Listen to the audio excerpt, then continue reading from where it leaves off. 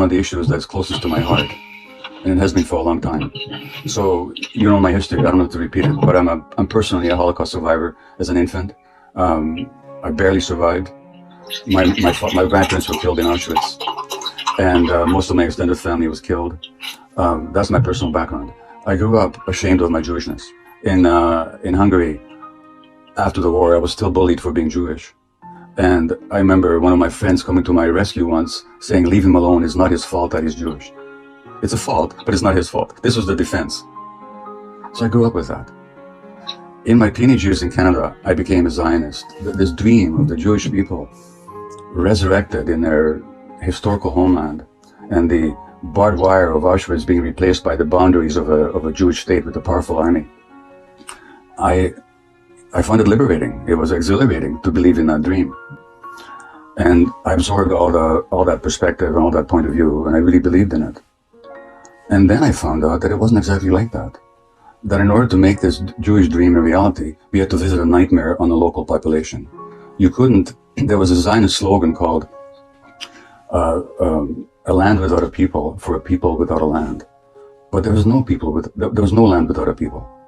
There was people living there who'd been living there for hundreds and years or even longer. As a matter of fact, if you want to hear something really interesting, and David Ben-Gurion, who was the first Prime Minister of Israel, actually subscribed to this. He said this, who are the Palestinians? Because the Jews in Roman times, all of them never left Palestine. Many of them stayed there. And some of them, hundreds of years later, converted to Islam. So guess what the Palestinians are? In some ways, they might be descendants of ancient Jews. They are cousins, to say the least, no matter how you look at it. And there's no way you could have ever created a Jewish state without oppressing and expelling the local population, which is what they did in 1947, beginning in 1947, and first of all with British Empire protection, but they did this, and then in 1948, Jewish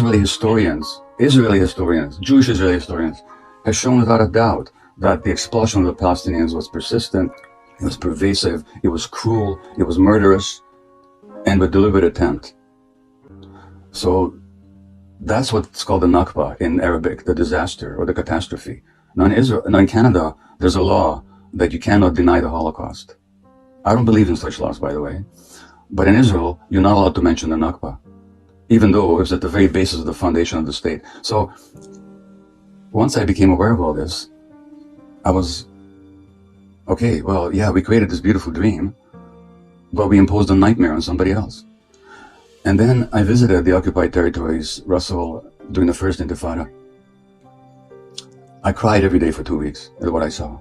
The brutality of the occupation, the petty harassment, the murderousness of it, the burning down of Palestinian, or cutting down of Palestinian olive groves, the denial of water rights, the humiliations. And this went on, and it's much worse now than it was then.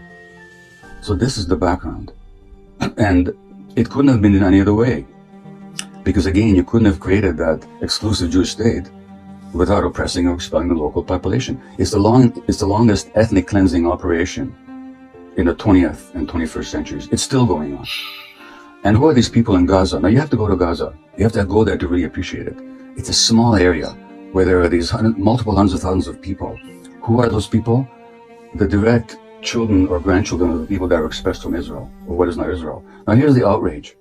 And I'd like your Zionist friend in the States to tell me this. I, as a Jew, I could land in Tel Aviv tomorrow and demand citizenship under the law of the right of return. But my Palestinian friend in Vancouver, Hana Kawas, who was born in Jerusalem, can't even visit. So what sense does it? Now, so who is Gaza? This desperate, blockaded, let me stop again. Am I talking too long about this? I'm sorry, this is so important to me and I know so much about it that I don't even know where to stop. So then you have these miserable people packed into this horrible, people call it the world's largest outdoor prison, which is what it is. Incredible poverty, 50% unemployment. Now Hamas is an Islamic organization that was originally encouraged by Israel and supported by Israel as a counterweight to the secular Palestine Liberation Organization, which Israel didn't want to deal with. And given those conditions, of course people will go for extremist leadership. That's what people do when they're miserable and hopeless and deprived of any possibility whatsoever. You don't have to support Hamas policies to stand up for Palestinian rights.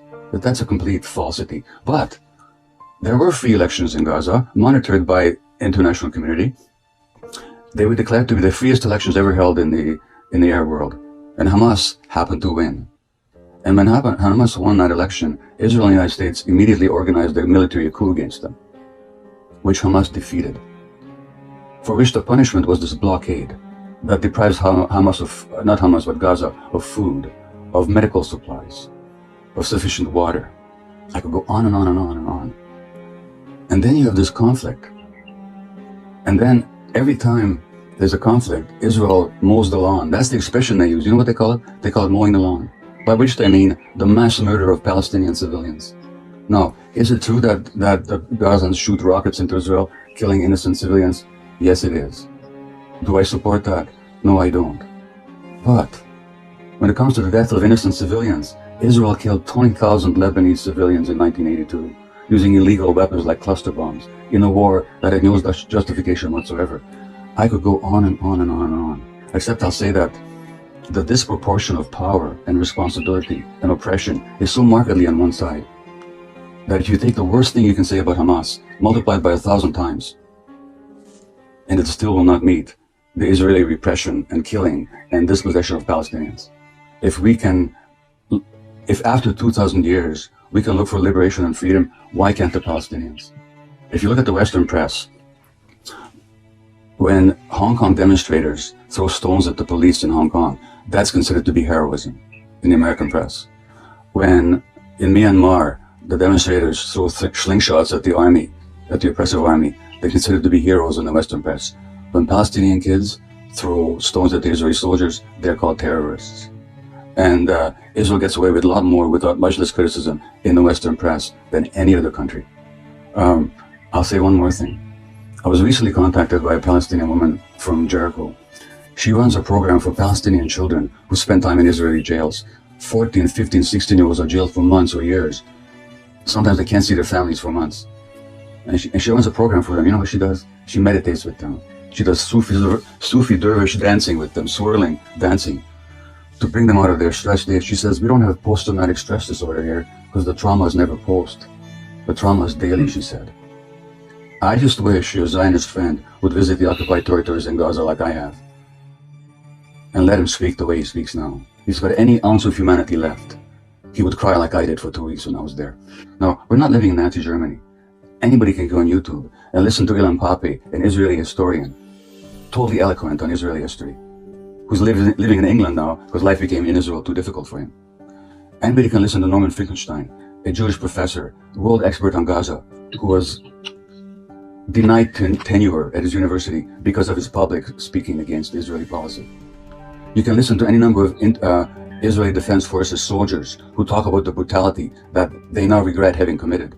You can listen to Israeli pilots who talk about why they refuse to fly over Gaza because of the atrocities they're made to commit.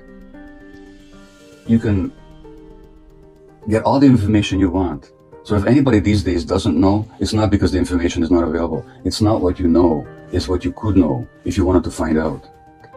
There are no two sides. I mean, it's always a complex question, but in terms of power and control, and it's pretty straightforward. There was a land with the people living there, and other people wanted it. They took it over, and they continue to take it over, and they continue to discriminate against, oppress, and dispossess that other people. That's what happened, and that's what's happening.